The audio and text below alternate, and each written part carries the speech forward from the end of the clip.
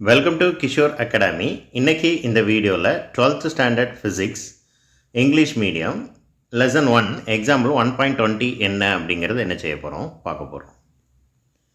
A parallel plate capacitor has square plates of side 5 cm and separated by a distance of 1 mm.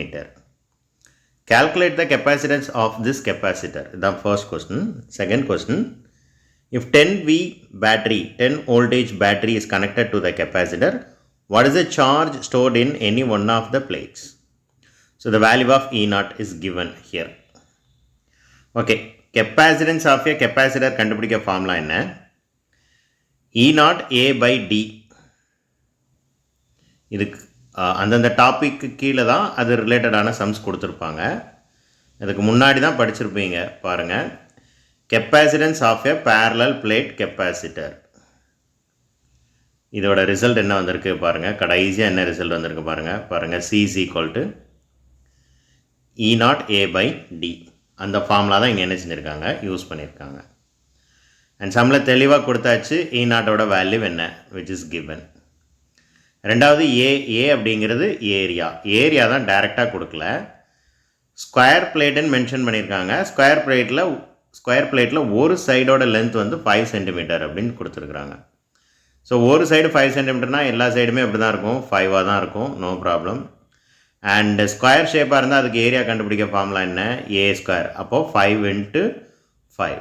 So 5 multiply பண்ணால் என்ன கிடைக்கும், 25. அப்படி தான் இந்த 25 வந்துச்சு. இந்த 10⁻⁻4 எப்படி வந்துச்சு, 5 வந்து சென்டிமீட்டரில் இருக்குது, அதை மீட்டராக கன்வெர்ட் பண்ணணும். அப்போ 5 × 5. ஸோ இந்த 5க்கு ஒரு 10⁻⁻2, இந்த 5க்கு ஒரு 10⁻⁻2. ஸோ 10 வந்துருச்சு அப்படின்னாலே அதை எப்படி சிம்பிளிஃபை பண்ணணும், பேஸு சேமாக இருந்தால் அதை அப்படியே எழுதிக்கணும். ஒரு தடவை பவரை கூட்டணும். -2 என்னவாகும், -4. அப்படி தான் இந்த -4 வந்துச்சு. அண்ட் ரெண்டுக்கும் இடையில இருக்கக்கூடிய டிஸ்டன்ஸ் 1 மில்லிமீட்டர்.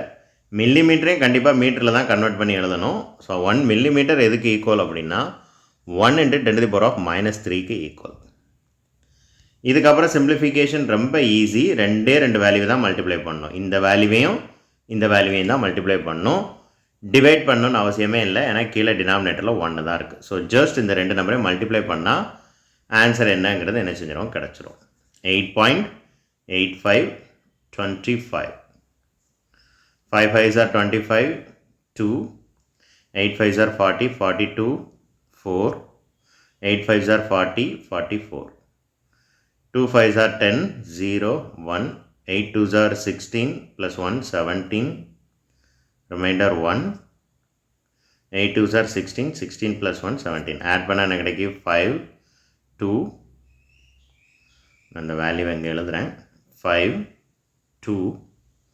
அடுத்து 7 + 4 11, 11 + 1 12, 1 2, 2 2 1 2 5 கிடைக்குது.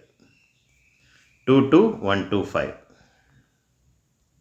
So the answer is 2 2 1 2 5. இப்போ எத்தனை டிஜிட் தள்ளி பாயிண்ட் வைக்கணும், பின்னாடி இருந்து 2 டிஜிட் தள்ளி பாயிண்ட் வைக்கணும். ஸோ 221.25. பின்னாடி இருந்தால் 2 டிஜிட் தள்ளி புள்ளி வைக்கணும். இந்த 8.85ல் 2 டிஜிட் தள்ளி தான் புள்ளி இருந்துச்சு. ஸோ 221.25 வந்துருச்சு. 221.2 பாயிண்ட்டுக்கு அப்புறம் ஒரு டிஜிட் மட்டும் எழுதியிருக்கிறாங்க. அதுக்கு அடுத்த டிஜிட் எழுதினாலும் சரி தான், எழுதலைனாலும் சரி தான். இப்போ 10⁻−13 எப்படி வந்துச்சு. So that is also very very simple. இங்கே ஒரு வேல்யூ, இங்கே ஒரு வேல்யூ, 3 வேல்யூ இருக்குது. ஸோ 10 பொதுவாக எழுதிக்கோங்க. -12 -1. இந்த கீழே டினாமினேட்டரில் என்ன வேல்யூ இருந்திருக்கும் அப்படின்னா -3 இருந்திருக்கும். 10⁻−3. அது நியூமரேட்டருக்கு போனால் என்ன ஆகும் அப்படின்னா ப்ளஸ் ஆகும். தெரியாதுன்னா தெரிஞ்சு வச்சுக்கோங்க. 10⁻−12 அது அப்படியே இருக்கும். ஒரு -4. இது வந்து -12, இது வந்து -4. இந்த ரெண்டு வேல்யூமே எழுதிட்டேன். இந்த 10⁻−3 மேலே நியூமரேட்டருக்கு போகும்போது +3 ஆயிரும். ஸோ +3. இப்போ இந்த ரெண்டையும் ஆட் பண்ணுங்கள். 10⁻−16 + 3. இப்போ 16லேருந்து 3 கழிச்சா 3, பெரிய நம்பரோட அடையாளம் -10⁻−13 அப்படி தான் வந்துச்சு. கெப்பாசிட்டன்ஸோட யூனிட் வந்து ஃபேரட். So that's all. அது அதுக்காக கீழே கன்வெர்ட் பண்ணிலாம் எழுதியிருக்காங்க, அப்படிலாம் எழுதணும்னு அவசியம் இல்லை. நீங்கள் இந்த வேல்யூவை அப்படியே என்ன செஞ்சுக்கலாம், எழுதிக்கலாம். இப்போ செகண்ட் கொஸ்டின் பார்க்கலாம். ரெண்டாவது கொஸ்டின் என்ன கேட்டிருக்கிறாங்க, the charge stored in any one of the plates. So charge கண்டுபிடிக்க ஃபார்முலா என்ன, Q = C × V. இப்போ தான் Qவோட வேல்யூ என்ன, சியோட வேல்யூ என்னங்கிறத கண்டுபிடிச்சிங்க.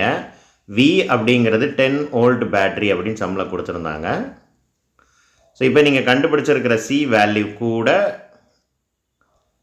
Vயை மல்டிப்ளை பண்ணால் you can get the value. அப்போ இங்கே கன்வெர்ட் பண்ண வேல்யூவை போட்டிருக்காங்களே சார், நீங்கள் இந்த வேல்யூவோடு முடிச்சுக்கலாம் அப்படின்னு சொன்னீங்க. அது கூட 10 மல்டிப்ளை பண்ணால் கரெக்டாக இருக்குமா, கரெக்டு தான், யாருமே தப்புன்னு சொல்ல முடியாது.